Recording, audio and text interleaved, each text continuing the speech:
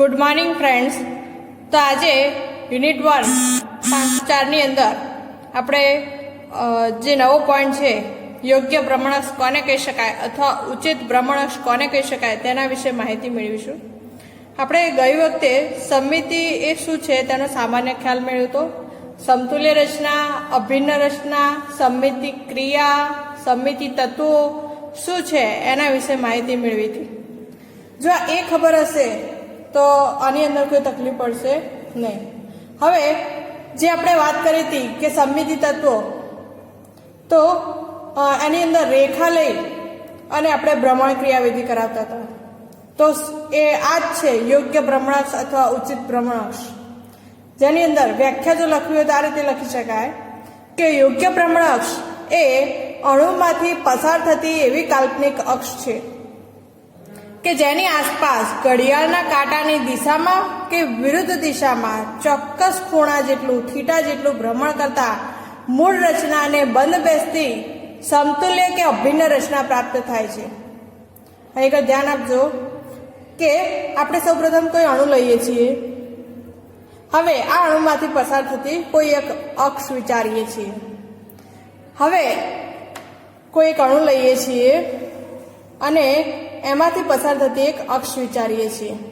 હવે આ અક્ષને અનુલક્ષીને હું ઘડિયાળના કાંટાની દિશામાં કે ઘડિયાળના કાંટાની વિરુદ્ધ દિશામાં થીટા જેટલું ભ્રમણ કરાતા મૂળ રચનાને બંધ બેસતી સમતુલ્ય કે અભિન્ન રચના પ્રાપ્ત થાય તો તેને યોગ્ય ભ્રમણાક્ષ કહે છે.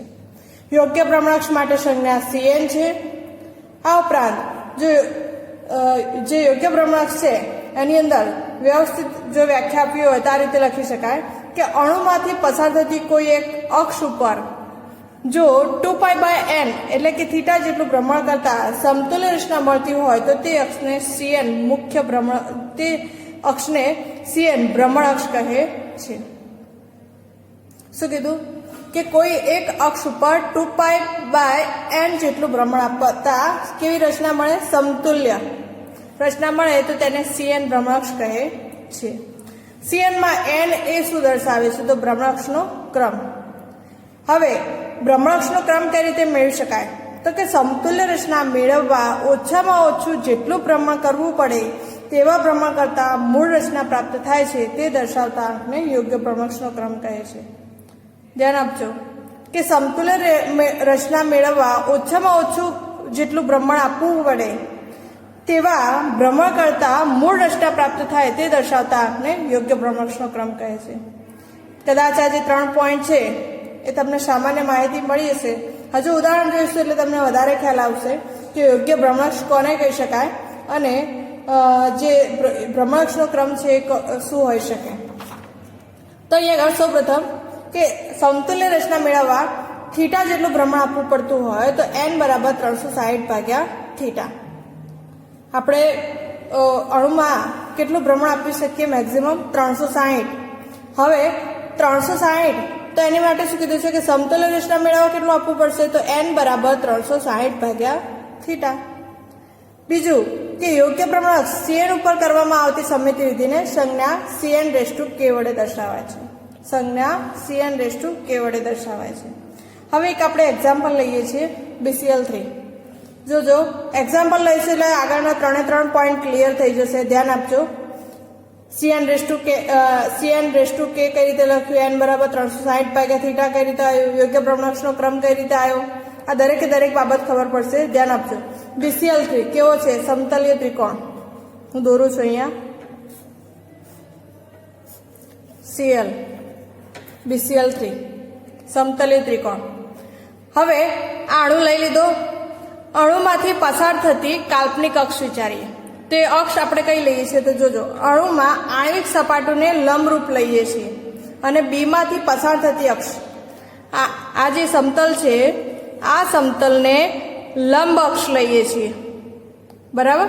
અને બીમાંથી પસાર થતી, એવું કીધું છે, બીમાંથી પસાર થતી અક્ષ લઈ અને 120નું ભ્રમણ આપીએ છીએ. કેટલું આપીએ છીએ? 120નું. કેમ 120નું?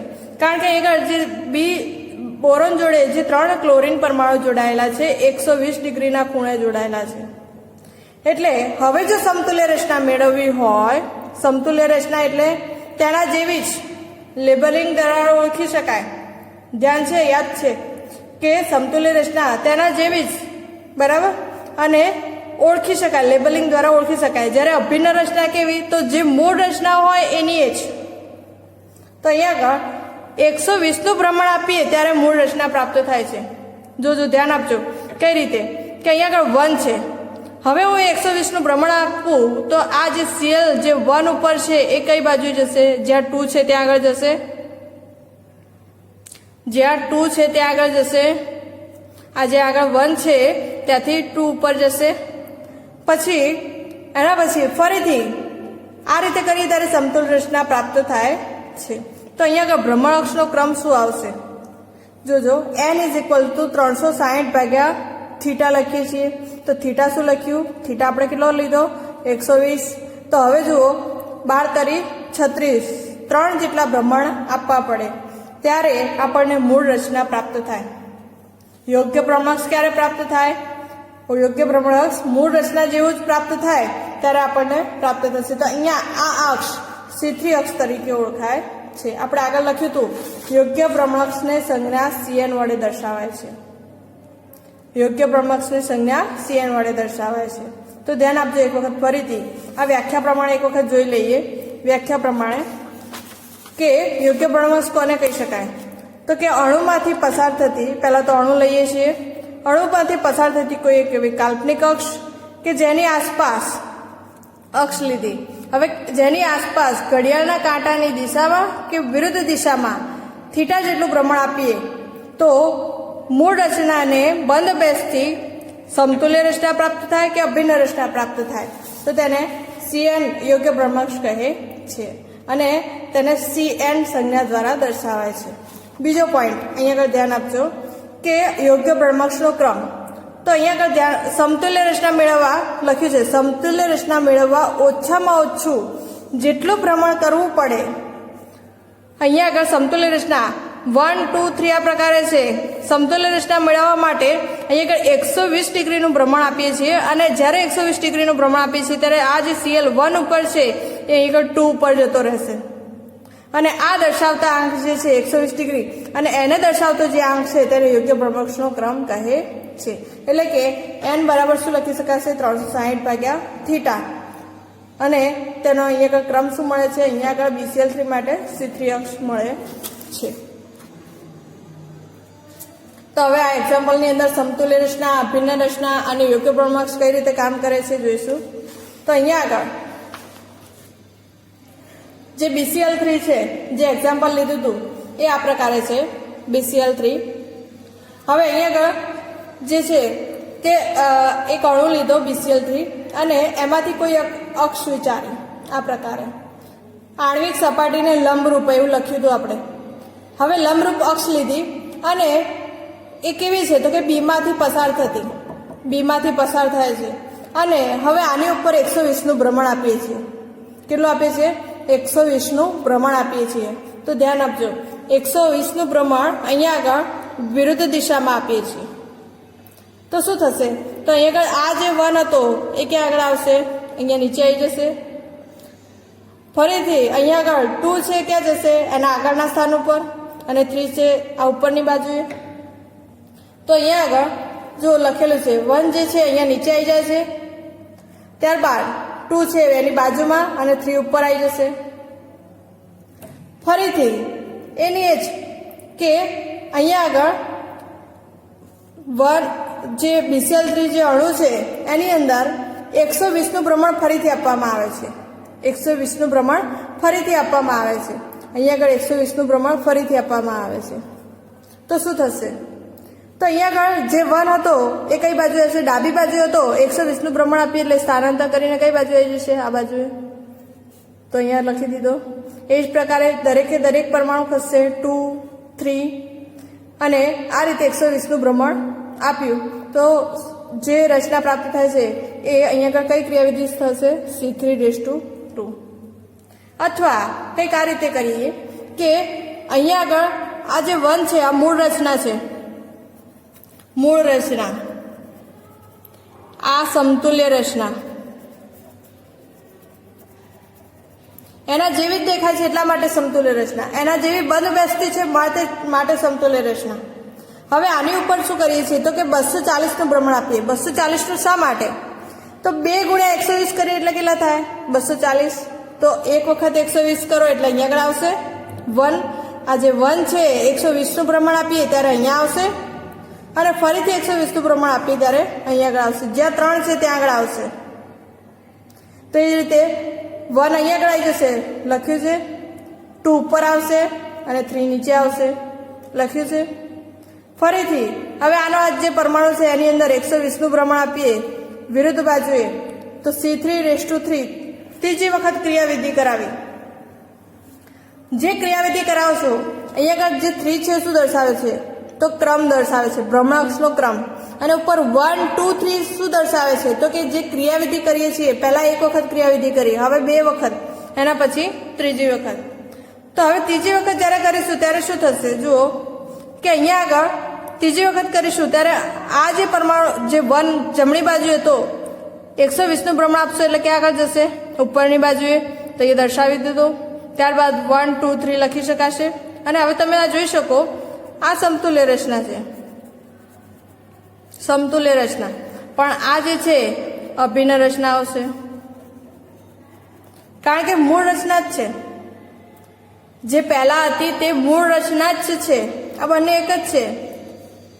જો મૂળ રચના જ હોય તો તેને અભિન્ન રચના કહેવાશે. તો અહીંયા અભિન્ન રચના પ્રાપ્ત થાય છે. અને જ્યારે અભિન્ન રચના પ્રાપ્ત થાય ત્યારે આપણને એ અક્ષ આપણને પ્રાપ્ત થાય છે, યોગ્ય ભ્રમણાક્ષ પ્રાપ્ત થાય છે, યોગ્ય ભ્રમણાક્ષ પ્રાપ્ત થાય છે. જો આ જ પ્રકારે મૂળ રચનામાંથી હું 3 વખત ભ્રમણ આપું તો 360 નું ભ્રમણ આપું તો, અથવા 3 ગુણ્યા 120 લખું તો, જે મૂળ રચના હતી એમાંથી હું 3 વખત ભ્રમણ આપું, અથવા 3 ગુણ્યા 120 લખું, અથવા 360 નું ભ્રમણ આપું, તો શું થશે? જે મૂળ રચના હતી એ જ પ્રાપ્ત અભિન્ન રચના તરીકે મળશે. બરાબર? તો આ રીતે યોગ્ય ભ્રમણાક્ષનો ક્રમ મેળવી શકાય છે. અહીં આપણે લખ્યું છે કે જો પ્રથમ વિધિ કરાવી 120 નું ભ્રમણ આપ્યું તો શું લખ્યું C3⁵1. બીજી ક્રિયાવિધિ કરાવી 240 નું ભ્રમણ આપ્યું તો શું લખ્યું C3⁵2. અને ત્રીજી ક્રિયાવિધિ કરાવી તો એના પર C3⁵3. અહીંયા આગળ C3⁵3 = E લખવામાં આવે છે. શા માટે? કારણ કે અહીંયા આગળ જે અભિન્ન રચના છે એ જ મૂળ રચના છે, અથવા જ્યારે મૂળ રચના પ્રાપ્ત થાય ત્યારે તદેવ તત્વ E દ્વારા દર્શાવવામાં આવે છે. જેટલી ક્રિયાવિધિ કરતા અહીંયા આગળ અણુ પર ક્રિયાવિધિ કરતા મૂળ રચના પ્રાપ્ત થાય ત્યારે તેને તદેવ તત્વ E દ્વારા દર્શાવાય છે.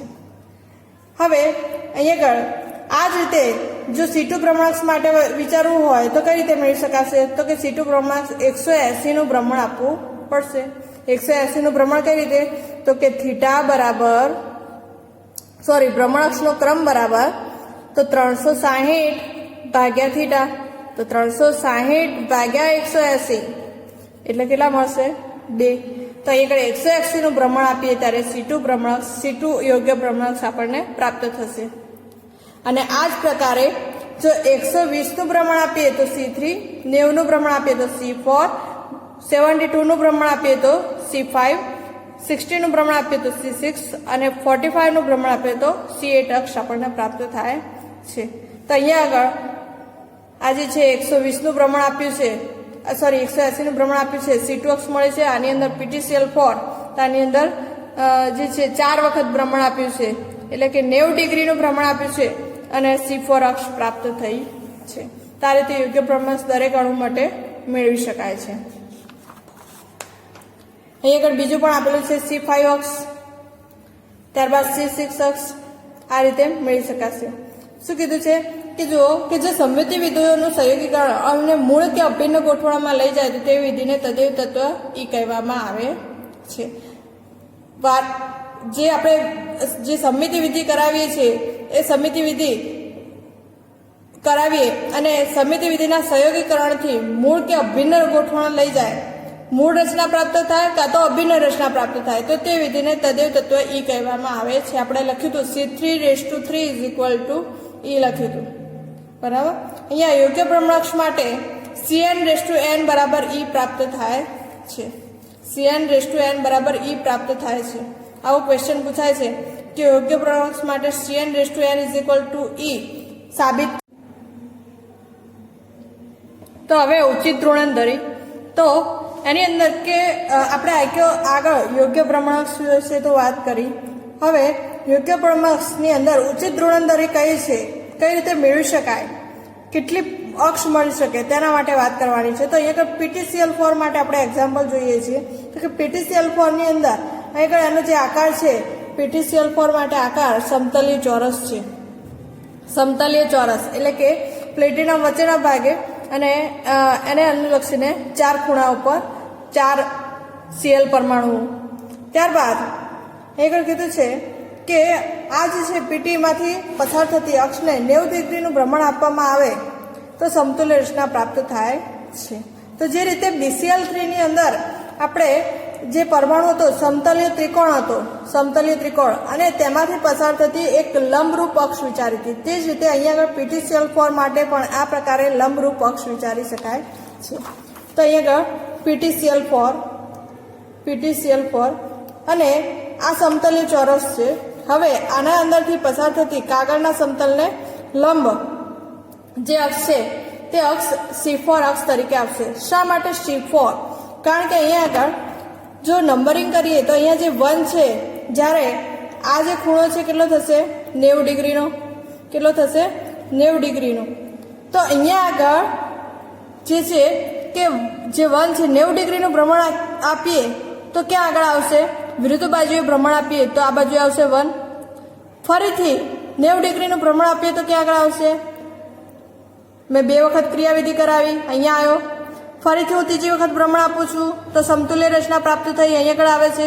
અને ફરીથી ચોથી વખત જ્યારે ભ્રમણ આપું ત્યારે આપણને મૂળ રચના પ્રાપ્ત થાય છે. તો મૂળ રચના પ્રાપ્ત થાય ત્યારે યોગ્ય પ્રમાણક્ષ પ્રાપ્ત થશે. તો અહીંયા આગળ C4 લખી શકાશે.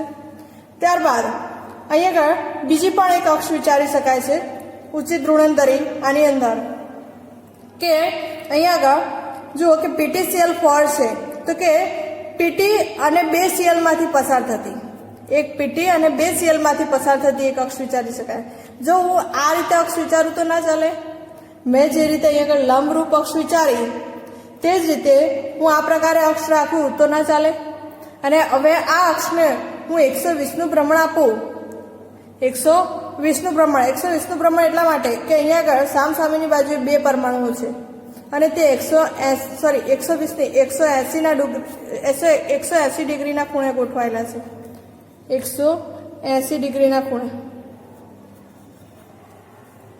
પરિણામે જો 180 હોય તો n ક્રમ શું આવશે, C2, કારણ કે 2 વખત ભ્રમણ આપશો ત્યારે મૂળ રચના પ્રાપ્ત થશે.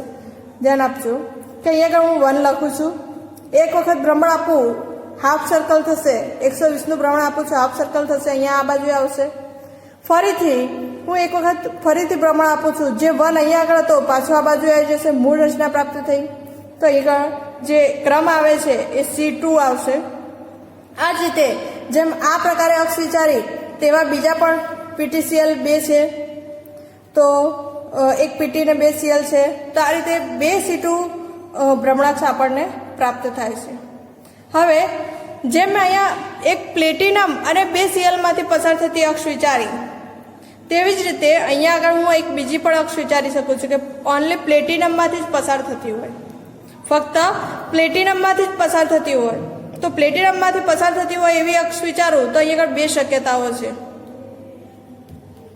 કે બંને બાજુએ 2 Cl પરમાણુઓ છે. હવે અહીંયા આગળ પણ જે જો હું ભ્રમણ આપું છું તો અહીંયા આગળ જે પણ હશે 1, તો 180નું જો ભ્રમણ આપું, જો 180નું ભ્રમણ આપું તો મને સમતુલ્ય રચના પ્રાપ્ત થશે. આ 1 અને 4 જે પણ હશે એ આ બાજુ આવી જશે.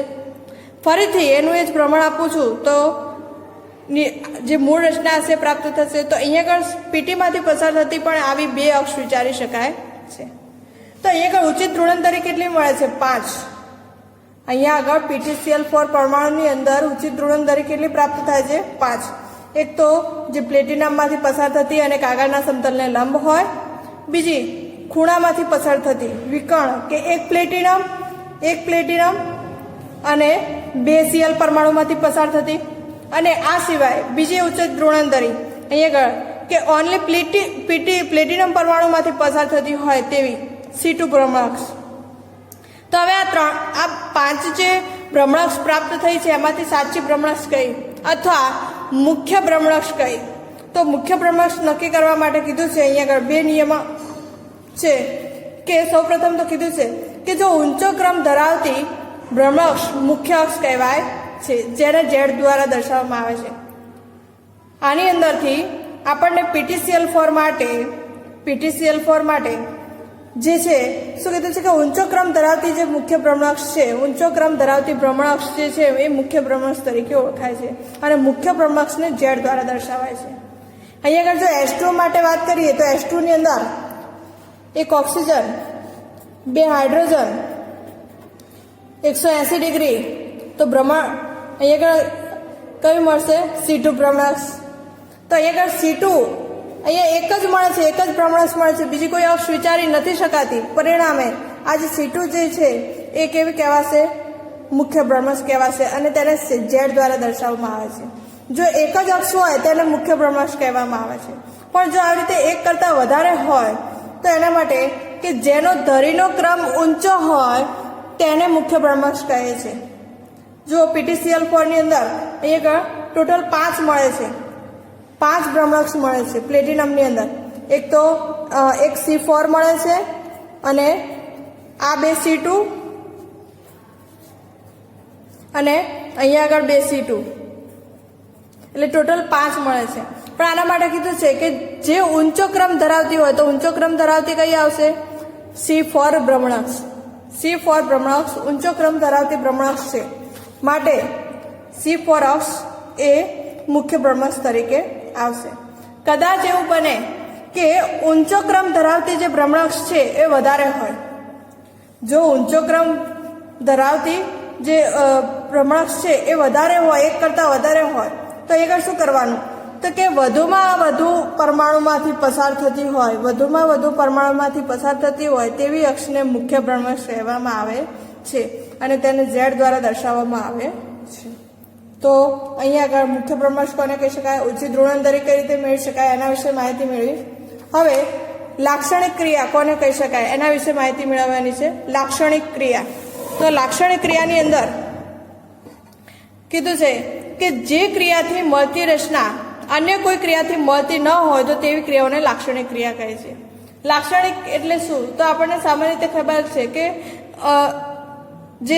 જે સામાન્ય રીતે ઝડપથી મળી ના આવતું હોય, તો કે જે ક્રિયાથી મળતી રચના અન્ય કોઈ ક્રિયાથી મળતી ન હોય તો તેવી ક્રિયાને લાક્ષણિક ક્રિયા કહે છે. અહીંયા આગળ Cn માંથી કુલ n ક્રિયાઓ મળે છે, એટલે કે n ક્રિયા n વખત કરતા મૂળ રચના પ્રાપ્ત થાય છે. Cn ક્રિયા n વખત કરતા, એટલે આપણે આગળ લખ્યું મુખ્ય ભ્રમણાક્ષ યોગ્ય ભ્રમણાક્ષની અંદર Cn⁻n = E. Cn ક્રિયાવિધિ કરતા એક n વખત કરીએ છીએ, Cn ક્રિયાવિધિ n વખત કરીએ છીએ ત્યારે આપણને મૂળ રચના પ્રાપ્ત થાય છે. તો અહીંયા આગળ જોઈએ કે જો C2 માટે જોઈએ તો આપણે કેટલી ક્રિયાવિધિ કરાવી હતી? C2⁻1 C2⁻2. આ રીતે 2 ક્રિયાવિધિ કરાવી હતી. એમાં લાક્ષણિક ક્રિયા કઈ? તો કોઈને મળતી ન આવતી હોય તો એ C2⁻2 આપણને શું મળતું હતું? E, તદેવ તત્વ E. તો અહીંયા આગળ ફક્ત ને ફક્ત C2⁻1 એ લાક્ષણિક ક્રિયા છે.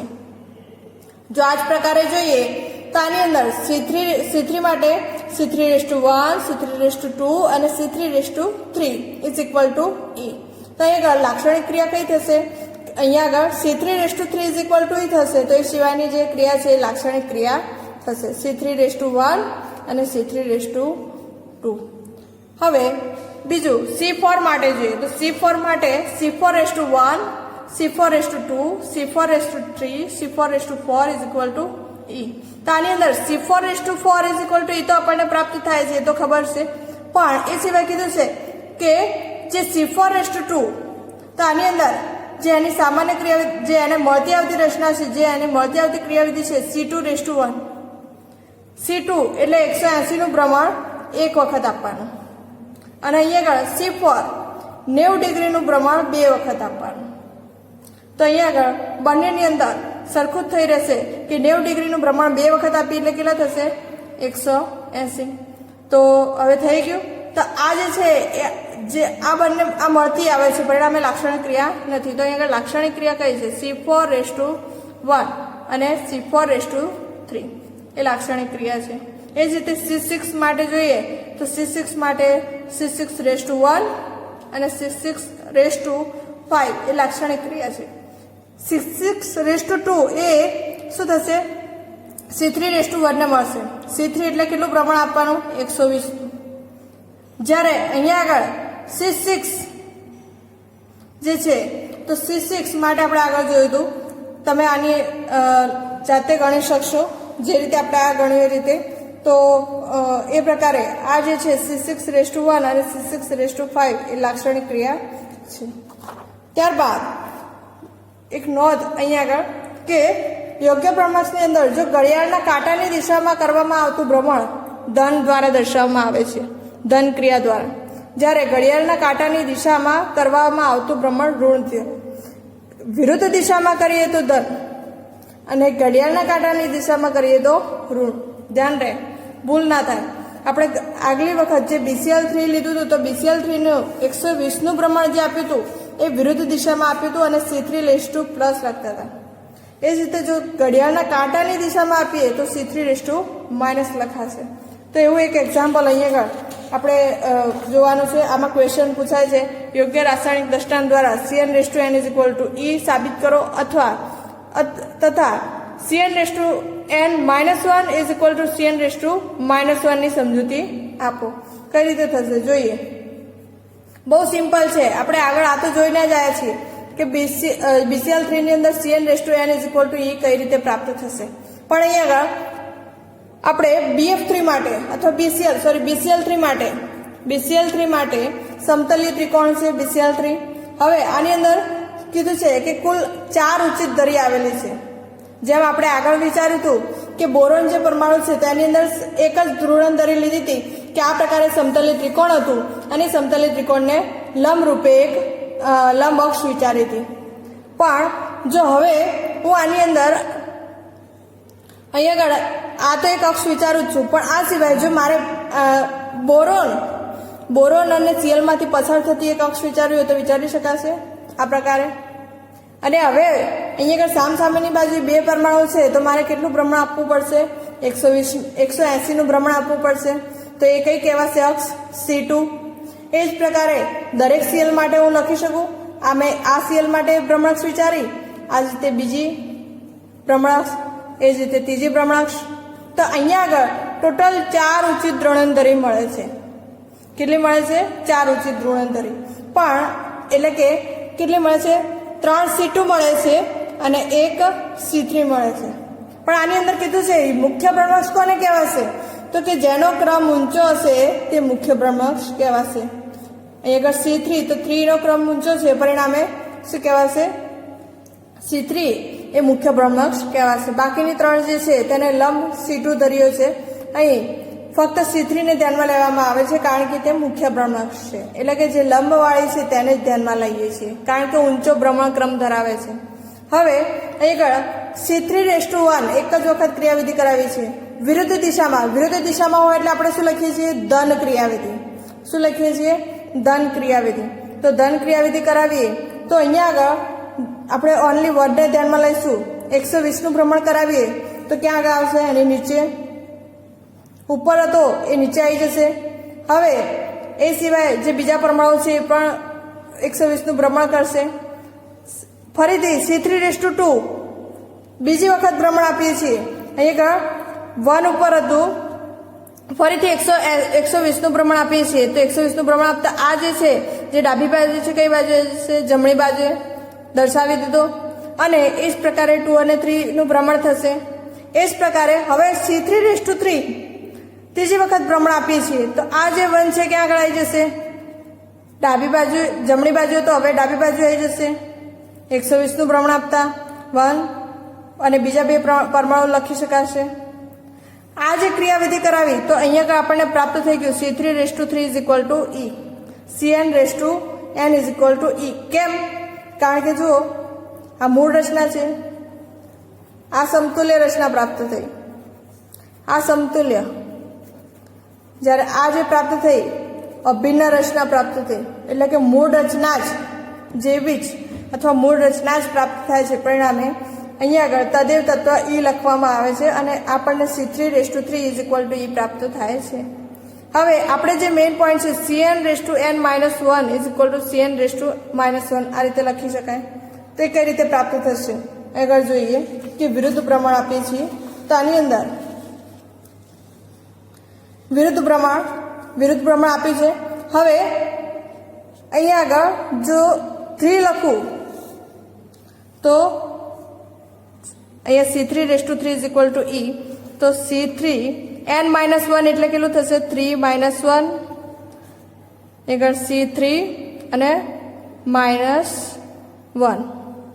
ઓકે, આ રીતે લખી શકાશે. તો C3⁵2 C3⁻₁ આ રીતે મળવું જોઈએ.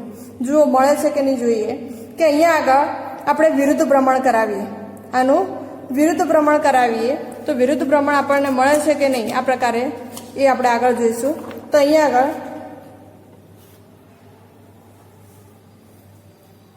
વિરુદ્ધ પ્રમાણ કરાવીએ C3⁻₁, આ જે આગળ દોરેલું છે એનું એ જ છે.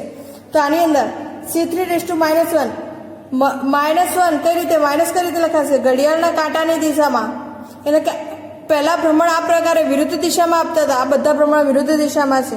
જ્યારે અહીંયા આગળ જે છે એ આપણે ભ્રમણ ઘડિયાળના કાંટાની દિશામાં એટલે આ પ્રકારે આપીશું. તો અહીંયા આગળ જે 1 છે કઈ બાજુ આવી જશે આ બાજુએ ભ્રમણ કરી જોઈએ 1, એ પ્રકારે 2 છે ઉપર જતો રહેશે અને 3 એ પ્રકારે જતો રહેશે. તો આ રીતે ભ્રમણ આપતા આપણને જે પ્રાપ્ત થાય છે C3, આ જે ક્રિયાવિધિ છે શું લખી શકાશે C3⁻₁, શું લખાશે C3⁻₁. અને આ જે ક્રિયાવિધિ છે એ 120 નું ભ્રમણ આપીએ તો 1 જે છે અહીંયા આગળ આવી જશે 1. ત્યારબાદ જે 2 છે 2 ઉપરની બાજુ